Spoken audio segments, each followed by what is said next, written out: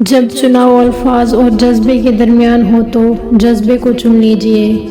الفاظ مصلحت کا شکار ہوتے ہیں، دھوکہ لفظ دے سکتے ہیں، جذبات نہیں۔ رسول صلی اللہ علیہ وآلہ وسلم نے فرمایا، بہترین صدقہ وہ ہے جو مالداری کی بے قراری اور دل کی بے نیازی کے ساتھ ہو، اور اوپر والا ہاتھ بہتر ہے نیچے والے ہاتھ سے، اور پہلے صدقہ انہیں دو جن کی کفالت و نگرانی تمہارے ذمہ ہے۔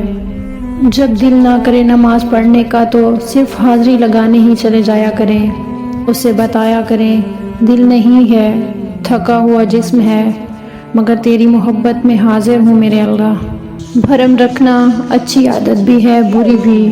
بھرم رکھنے والوں سے نہ تو محبت کا اظہار ہوتا ہے، نہ ہی وہ جی بھر کے کسی سے نفرت کر سکتے ہیں، بس دل ہی دل میں وہ اپنے جذبات کا گلا گھونٹتے رہتے ہیں۔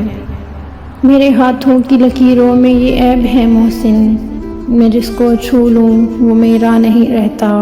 روز جھولی میں نئے درد الٹ دیتا ہے، وقت سے دیکھا نہیں جاتا میرا دامن خالی۔ سنو، لوگ بھی ان چیزوں کو تم تک پہنچنے سے نہیں روک سکتے جو اللہ تعالیٰ نے تمہارے لیے لکھی ہوئی ہیں، پھر وہ لاکھ کوشش کیوں نہ کر لیں، کتنی ہی جان کیوں نہ مار لیں۔ جو تمہارا ہے وہ صرف تمہارا ہے، کوئی بھی اس حقیقت کو بدل نہیں سکتا، کوئی بھی اس کو تم سے نہیں چھین سکتا۔